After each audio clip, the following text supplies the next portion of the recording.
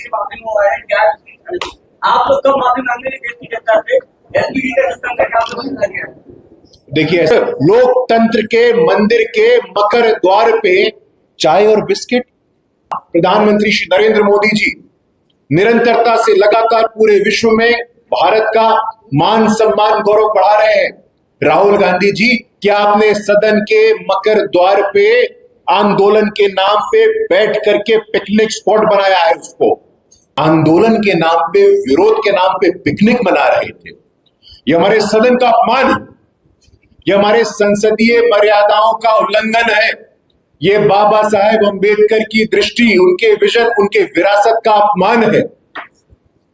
एक तरफ जहां प्रधानमंत्री श्री नरेंद्र मोदी जी निरंतरता से लगातार पूरे विश्व में भारत का मान सम्मान गौरव बढ़ा रहे हैं, वहीं राहुल गांधी जी देश में रह करके इस प्रकार का दुराचार कर रहे हैं।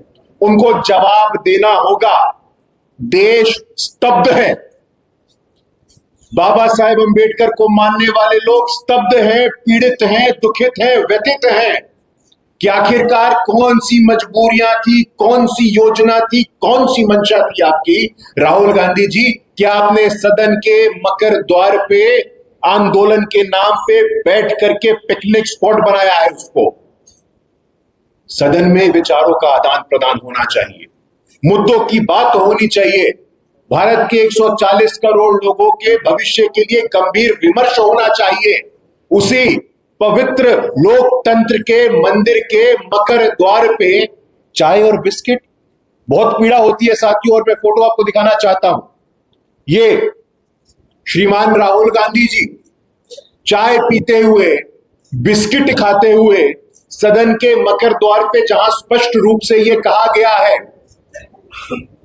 लोकसभा के स्पीकर माननीय ओम बिरला जी के द्वारा रूल 378, रूल 384 का स्पष्ट रूप से उल्लंघन है। आज आपके माध्यम से हम ये पूछना चाहते हैं, क्या राहुल गांधी जी स्वयं को कानून के ऊपर मानते हैं? बाबा साहेब अंबेडकर के द्वारा बनाए गए संविधान में यह स्पष्ट रूप से लिखा गया है, everyone is equal in the eyes of law. कानून की दृष्टि में सब बराबर होते हैं। लेकिन राहुल गांधी जी, क्या आप स्वयं को कानून, संविधान, रूल ऑफ लॉ और कॉन्स्टिट्यूशन के ऊपर मानते हैं? आपको जवाब देना पड़ेगा। मन मुताबिक कुछ भी चल रहा है। चुनाव हारे तो चुनाव आयोग दोषी है। सुप्रीम कोर्ट में, न्यायालय में निर्णय पक्ष में आए तो न्यायालय ठीक है, निर्णय आपके पक्ष में नहीं आए तो न्यायालय दोषी है। मुझे समझ में नहीं आता।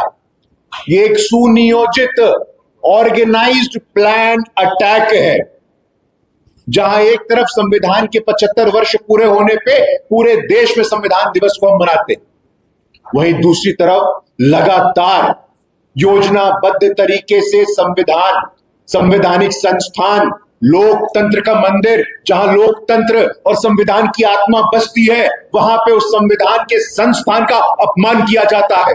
आपको जवाब देना पड़ेगा। ये कौन सा स्पष्टीकरण है? ये कौन सा व्यवहार है? ये कौन सा व्यक्तित्व है? राहुल गांधी जी का व्यवहार बिल्कुल वैसा हो गया है। मूल बात यह है साथियों कि सत्ता से दूर रह करके ये लोगों का मानसिक संतुलन बिगड़ गया है। इनको लगता था कि सत्ता इनका जन्मसिद्ध अधिकार है, लेकिन कभी कभी प्रधानमंत्री श्री नरेंद्र मोदी जी के लिए अपमानित करने वाले शब्द, कभी संविधान के सर्वोच्च स्थान पर बैठने वाली, इतिहास में पहली बार आदिवासी की बेटी के लिए अपमानजनक शब्द। लेकिन इसमें नया तो कुछ है नहीं। जो संविधान निर्माता का अपमान कर सकते हैं, वो संवैधानिक संस्थानों का, संवैधानिक आदर्शों का, लोकतंत्र की आत्मा जहां बसती है वहां उस सदन का तो अपमान करेंगे ही। ये पैटर्न है साथियों, ये उदाहरण हमें समझने की जरूरत है और ऐसे लोगों से सावधान रहने की जरूरत है। हम आपके माध्यम से आज पूछना चाहते हैं कि राहुल गांधी जी, आप चाहते क्या है? आपने सदन को पिकनिक स्पॉट क्यों बनाया? अपने साथियों के साथ वहां चाय बिस्किट की पार्टी का आयोजन क्यों किया? मुझे यहां पे आज भारत रत्न पूर्व प्रधानमंत्री स्वर्गीय अटल बिहारी वाजपेयी जी की वो पंक्तियां स्मरण आ रही हैं। सत्ता का खेल चलेगा, सरकारें आएंगी जाएंगी, लेकिन लोकतंत्र रहना चाहिए। लेकिन राहुल गांधी जी जैसे लोगों की कोई भी चिंता, उनकी प्राथमिकता में न लोकतंत्र है, न सदन है, न लोकतंत्र के नियम और कायदे हैं। जब लोकसभा के अध्यक्ष ओम बिरला जी के नियम के अनुसार यह स्पष्ट रूप से कहा गया है कि मकर द्वार पे किसी प्रकार का कोई विरोध प्रदर्शन नहीं होगा, उस नियम का उल्लंघन करने का अधिकार आपको किसने दिया? राहुल गांधी जी, आप कौन हैं? आप नेता विपक्ष हैं, आप सदन के सदस्य हैं, लेकिन आप ही कानून के शासन के दायरे के अंतर्गत आते हैं। You are not above law. किसी प्रकार के भ्रम में आपको रहने की आवश्यकता नहीं है। हम आपसे पूछना चाहते हैं कि क्या संसद की गरिमा बची रहनी चाहिए? क्या ऐसे लोगों से सवाल नहीं खड़ा करना चाहिए? साथियों, आज पूरा विश्व भारत की तरफ उम्मीद, उत्साह के साथ देखता है, और जब ऐसी तस्वीरें, भारत, जैसा कि प्रधानमंत्री जी कहते हैं, we are the mother of democracy, बगल के वे वैशाली के लक्ष्मीगढ़ राज्य से ऐसे उदाहरण आते हैं। पूरे दक्षिण एशिया को उठा करके देखिए, we are the most successful, most transparent democracy. सफल, पारदर्शी, सक्रिय लोकतंत्र हमारा है। लेकिन जानबूझ करके लोकतांत्रिक संसदीय मर्यादाओं का इस प्रकार का अपमान करना यह ठीक नहीं है। और मुद्दा क्या था? क्या कह रहे थे? एलपीजी, हमें स्मरण है साथियों, 14 के पहले देश में गरीब, दलित, शोषित, पीड़ित, वंचित समाज की महिलाएं, हमारी माताएं बहनें चूल्हे पे खाना पकाती थी। किसने सुनिश्चित किया है उज्ज्वला की योजना से कि 10 करोड़ से अधिक गैस के कनेक्शन हो? सांसदों के घर के बाहर एमपी कोटा के थ्रू सिलेंडर लेने का कनेक्शन का लाइन लगा रहता था, महीनों नहीं मिलता था। अस्थिरता आई है। आपसे अपेक्षा है कि वैश्विक अस्थिरता को स्मरण में रखते हुए एक साथ आइए, कंसेंसस बनाइए, सहमति बनाइए। हम उसमें विश्वास रखते हैं। मौका मिला तो आप सवाल नहीं पूछते हैं, चर्चा नहीं करते हैं, संवाद नहीं करते हैं, और विरोध के नाम पे पिकनिक करते हैं। साथियों, ये जवाब देना पड़ेगा। मुझे बाबा साहेब अंबेडकर का वो कथन स्मरण में आ रहा है, जब राहुल गांधी जी ने स्पीकर के आदेश का उल्लंघन किया। मैं वहां पे बाबा साहेब अंबेडकर को स्मरण करना चाहता हूं। बाबा साहेब अंबेडकर ने कहा था कि speaker of the house is the custodian, और उस स्पीकर का आपने ये दुराग्रह किया है, ये अपमान किया है।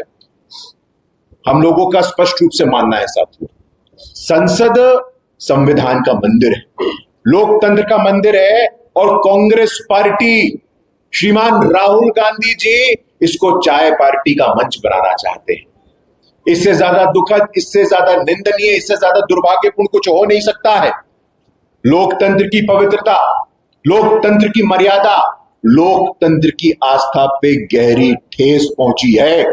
श्रीमान राहुल गांधी जी और आपके साथियों के द्वारा ये एक अत्यंत ही आपत्तिजनक और निंदनीय कृत्य है। संसद में बोलने का साहस नहीं है, लेकिन मकर द्वार पे आप बिस्किट खाते हैं।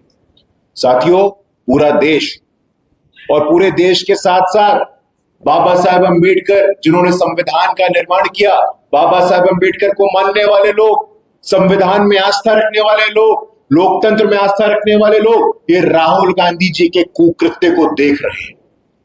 और हम आश्वस्त हैं, हम आशान्वित हैं कि भारत, जो कि विश्व का सबसे बड़ा लोकतंत्र है, वहां पे ऐसे कुकृत्यों के लिए कोई स्थान नहीं है।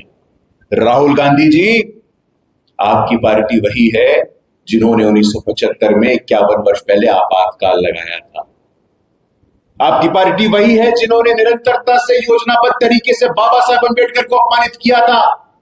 आपकी पार्टी वही है जब 1984 में सिखों के साथ दंगे हुए थे और उसके लिए कोई बोल रहा था सदन में, तो आपने बोलने का स्थान नहीं दिया था। आपकी पार्टी वही है जो 2G स्पेक्ट्रम, कोल एलोकेशन तक के घोटालों में व्याप्त थी, और आज आप लोकतंत्र और संसदीय मर्यादा पे बात करते हैं। इससे ज्यादा दोहरे मापदंडों की पराकाष्ठा कुछ हो नहीं सकती है।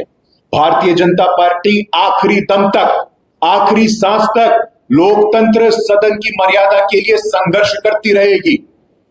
नियमों के लिए, कानून के शासन के लिए, रूल ऑफ लॉ के लिए, बाबा साहेब अंबेडकर के लिए, वो स्पीकर के ऑफिस के लिए, जहां स्पीकर के ऑफिस के द्वारा यह नियम दिया गया था कि मकर दौर पे आप नहीं कर सकते हैं।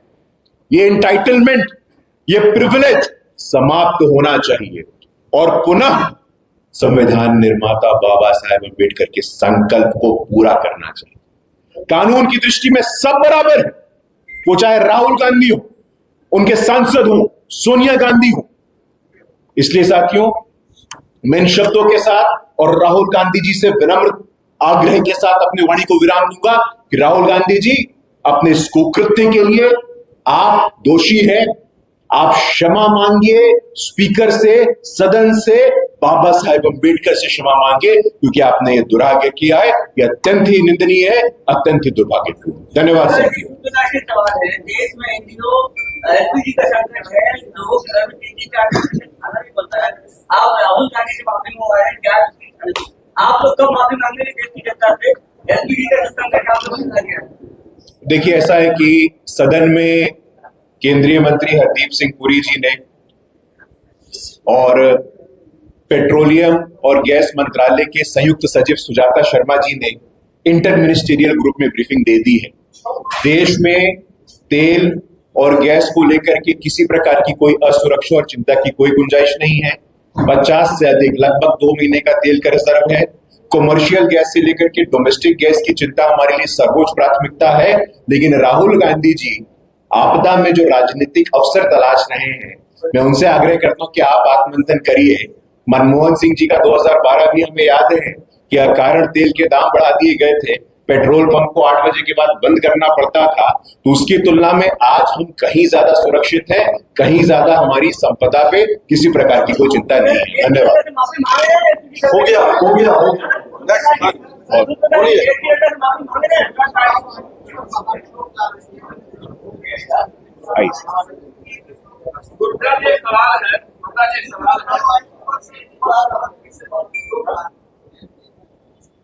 देखिए, ऐसा है कि कांग्रेस पार्टी और चुनाव आयुक्तों का बड़ा ही विचित्र संबंध रहा है। आपको ध्यान होगा 2009 में नवीन चावला कौन थे? नवीन चावला को मुख्य चुनाव आयुक्त किसने बनाया था? नवीन चावला वही व्यक्ति है जिनको लेकर के शाह कमीशन ने कहा था he is unfit to hold any public office. चुनाव आयुक्त एक संवैधानिक संस्थान है। सुप्रीम कोर्ट ने एसआईआर हो, चुनाव आयोग और चुनाव से संबंधित सभी विषयों पे कहा है कि एक संवैधानिक प्रक्रिया है। संवैधानिक प्रक्रिया के तहत आप सुप्रीम कोर्ट जाइए, लेकिन इस प्रकार का अनर्गल, आधारहीन और बेबुनियाद आरोप लगाने से बचिए। धन्यवाद।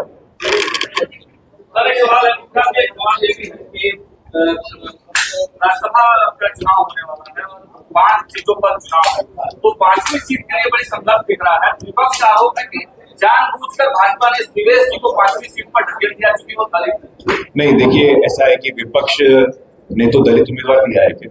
मेरी जानकारी में तो ऐसा नहीं है। दलित गरीब गुरबों की बात करने वाले आज तक उन्होंने तो नहीं दिया। आदरणीय शिवेश राम जी बिहार के इतिहास में पहले ऐसे रविदास समाज के व्यक्ति होंगे जो सदन के उस स्थान में जाएंगे। और ये लिख करके ले लीजिए, नोट करके ले लीजिए, बिहार सामाजिक न्याय की भूमि है और भारतीय जनता पार्टी ने सामाजिक न्याय को हमेशा सर्वोच्च प्राथमिकता दी है। इस प्रकार की नरकल बात ना करें तो ज्यादा अच्छा।